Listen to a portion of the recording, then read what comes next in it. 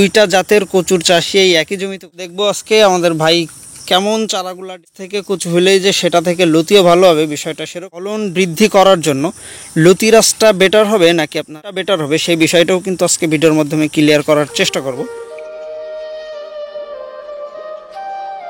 দেশ ও দেশের বাইরে থেকে যে বা যারা আমাদের আজকের ভিডিওটি দেখছেন সকলকে জানাই আন্তরিক শুভেচ্ছা ও অভিনন্দন। প্রিয় দর্শক, আমাদের একজন তরুণ উদ্যোক্তা নতুন চাষি আমাদের ভাই বিগত এই 1 বছর 2-4 মাস হয়েছে ভাই লতি কচু চাষের সাথে সম্পৃক্ত।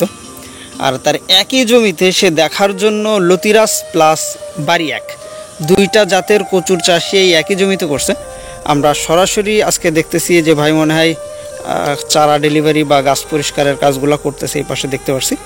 আমরা টোটালি ভাইয়ের কাছ থেকে জানবো। আর এর পাশাপাশি যারা নতুন চাষি আছেন আসলে লতির ফলন বৃদ্ধি করার জন্য লতিরাজটা বেটার হবে নাকি আপনার বাড়ি এক কোনটা বেটার হবে সেই বিষয়টাও কিন্তু আজকে ভিডিওর মাধ্যমে ক্লিয়ার করার চেষ্টা করব। যেহেতু সামনেই বর্ষার মৌসুম, অনেকেই কিন্তু বর্তমান সময়ে এই নতুনভাবে এই নতুন চাষটা করতে যাচ্ছেন। তো আমরা সরাসরি ভাইয়ের সাথে কথা বলি। আসসালামু আলাইকুম।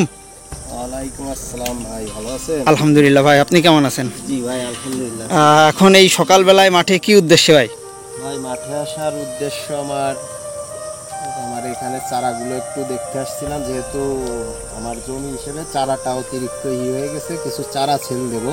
আচ্ছা আচ্ছা, মানে অর্ডার আছে, এই উদ্দেশ্যে এখানে এসে একটু দেখাশোনা করছি আর পাশাপাশি একটু পরিচর্যা করা। আচ্ছা ভাই, যে চারাগুলা কাটছেন আমাদেরকে একটু চারাগুলা দেখাবেন নাকি? অবশ্যই, সাইডে চারাগুলো রাখছি, আপনি দেখেন। দর্শক, আমরা দেখবো আজকে আমাদের ভাই কেমন চারাগুলা ডেলিভারি করতেছেন। আসলেই কচু গাছ থেকে কচু হলেই যে সেটা থেকে লতিও ভালো হবে বিষয়টা সেরকম না। এই যে আমরা দেখতে পাচ্ছি, দেখেন প্রাপ্তবয়স্ক জমি থেকেই কিন্তু চারাগুলা দেওয়া হচ্ছে, যার প্রতিটা চারার গোড়াতেই এই দেখেন আমরা লতির দেখাটাও পাচ্ছি। এটাই হলো যশোরের লতিরাজ, যার প্রত্যেকটা গাছের গোড়াতেই কিন্তু আপনি এই যে লতি দেখতে পারবেন। দেখেন এই যে ছোট্ট চারাটা, এই ছোট্ট চারাটা থেকেও কিন্তু আপনি মাত্র 1.5 থেকে 2 মাসের ভিতরে লতি পাবেন। আর এটার অন্যতম কারণ প্রাপ্তবয়স্ক জমির চারা বা প্রাপ্তবয়স্ক মাতৃগাছের চারাটা যদি আপনি সংগ্রহ করতে পারেন তাহলেই কিন্তু মাত্র 45 দিন থেকে 60 দিন অর্থাৎ 1.5 থেকে 2 মাসের ভিতরে আপনি ফলন পাবেন।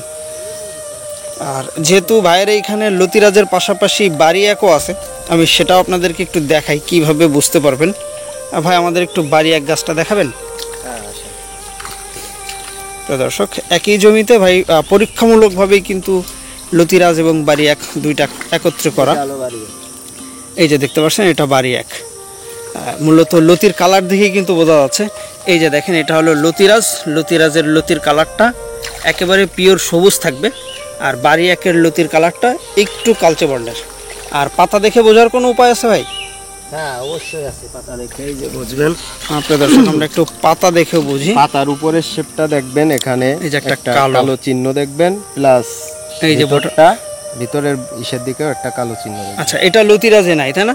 না না, লতিরাজ এটা পাবেন না। দর্শক এই যে দেখেন, লতিরাজের এটা পাবেন একদম ফ্রেশ সবুজ, আবার এটাও সাদা এরকম। দর্শক, অনেকেই কিন্তু আসলে কালার চিহ্নিত করতে ব্যর্থ হয়, সেক্ষেত্রে কিন্তু খুব সহজভাবেই আমাদের রমজান ভাই আমাদেরকে বোঝাই দিল লতিরাজ কচুটা দেখতে কেমন বা লতিরাজের ফলনটা কেমন সেটা আমরা সরাসরি দেখতেছি। আর বাড়ি এক কচুর ফলনটা কেমন সেটাও কিন্তু আমরা সরাসরি দেখতেছি, যেহেতু একই জমিতে উভয় ধরনের কচু গাছের চাষ আমাদের রমজান ভাই করতেছেন।